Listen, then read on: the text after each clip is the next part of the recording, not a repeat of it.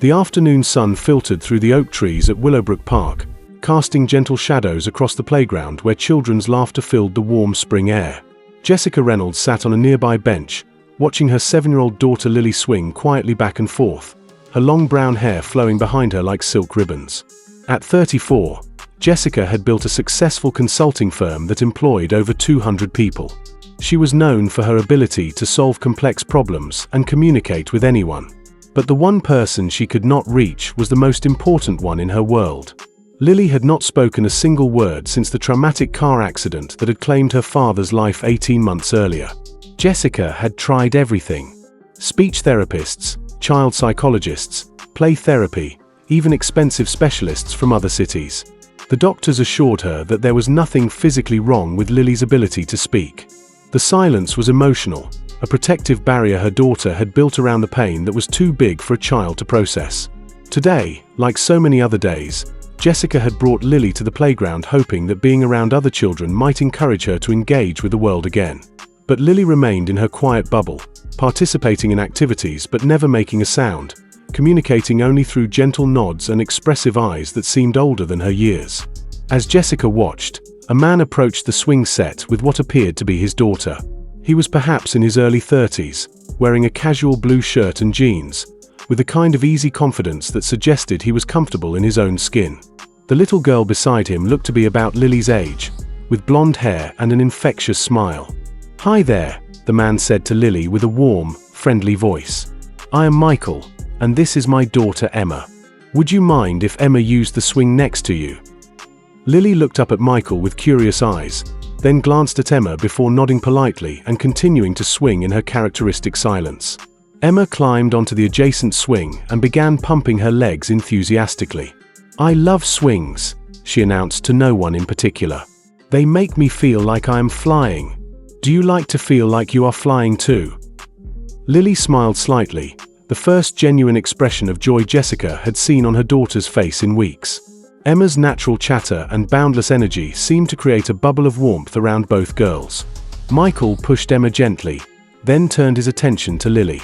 "That is a beautiful dress you are wearing," he said conversationally. "Pink is my favorite color. Emma's too, even though she is wearing purple today." Jessica found herself leaning forward, amazed by Michael's natural way with children. He spoke to Lily as if her silence was perfectly normal, not something that needed to be fixed or overcome. There was no pressure in his voice, no expectation that she respond. "Daddy," Emma said as she swung higher, "can you teach this girl the secret swing trick you taught me?" Michael grinned at his daughter. "I suppose I could, if she would like to learn. It is a very special technique that makes swinging even more fun." Lily's eyes brightened with interest, and she nodded eagerly. "All right," Michael said, positioning himself where both girls could see him clearly. "The secret is that you have to believe you are not just swinging, you are actually flying through clouds. And when you fly through clouds, you have to make the sound that clouds make." Emma giggled with delight. "Show her, Daddy." Michael took an exaggerated deep breath and began making soft whooshing sounds as he demonstrated the motion of pumping his legs. Whoosh, whoosh, like the wind through the clouds. Emma immediately joined in, making her own whooshing sounds as she swung back and forth. Whoosh! I am flying through a rainbow cloud. Lily watched this display with growing fascination. Jessica could see her daughter's internal struggle, the desire to participate battling against the walls she had built around her voice. Michael continued his gentle encouragement. "The best part about cloud flying is that every person makes a slightly different sound. Some people whoosh, some people make a gentle humming sound, and some people whisper like the wind. There is no wrong way to be a cloud flyer." Jessica held her breath as she watched Lily's lips part slightly. Her daughter was clearly wanting to join in but fighting against her own protective silence. "You know what?" Michael said, sitting on the ground in front of Lily's swing so he could look directly into her eyes. "Sometimes when people are learning to be cloud flyers, they need a little extra magic. Would you like me to share some cloud flying magic with you?" Lily nodded solemnly, completely captivated by this kind stranger who seemed to understand something important about her. Michael reached into his pocket and pulled out a small, smooth stone. "This is a special stone I found by the ocean. When you hold it and make any sound at all, even the tiniest whisper, it amplifies the magic in your voice and helps you fly higher than any swing has ever gone." He placed the stone gently in Lily's small palm, closing her fingers around it carefully. "The stone works best when you close your eyes, take a deep breath, and let whatever sound wants to come out just flow naturally." Jessica watched in amazement as Lily clutched the stone tightly and closed her eyes. For several long moments, the only sounds were Emma's continued whooshing and the gentle creaking of the swing chains.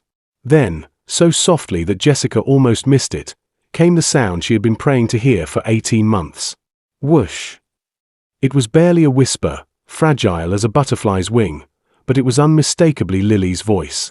Jessica's hand flew to her mouth as tears sprang to her eyes. Michael's face lit up with genuine joy, as if Lily had just accomplished the most remarkable feat in the world. "Perfect!" Michael exclaimed softly. "That was beautiful cloud flying. I can tell you are a natural." Emboldened by Michael's encouragement and the magic stone in her hand, Lily took a deeper breath and tried again. "Whoosh," she said, a little louder this time, her voice gaining strength and confidence. Emma squealed with delight. "She is doing it. She is flying through the clouds too." For the next few minutes, both girls swung together, making their whooshing sounds and giggling as they imagined themselves soaring through imaginary clouds. Lily's voice grew stronger with each passing moment, as if the simple act of making sound was rebuilding pathways that had been closed for so long. Jessica approached slowly, not wanting to break the spell that Michael had somehow woven around her daughter. "Mama!" Lily called out suddenly, her voice clear and joyful. "Mama, I am flying through clouds. Listen." The word "mama" hit Jessica like a bolt of lightning. She had not heard her daughter's voice say that precious word since before the accident. Tears streamed down her face as she rushed to Lily's swing. "I hear you, sweetheart," Jessica managed to say through her tears.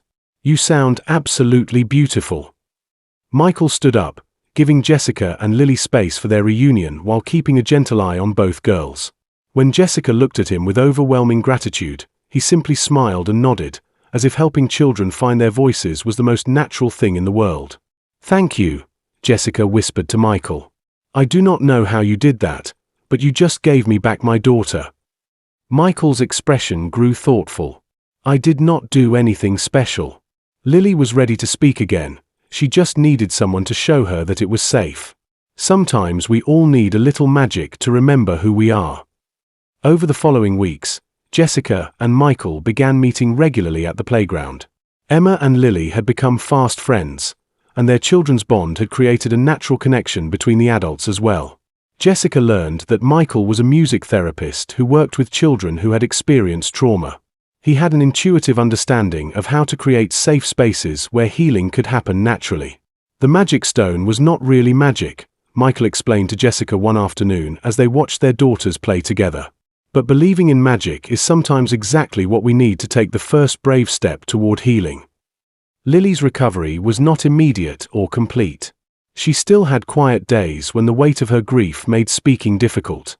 But with Michael's gentle guidance and Emma's friendship, she began to rebuild her relationship with her own voice. 6 months later, Jessica and Michael sat together at Lily's school music recital, watching their daughters perform a duet.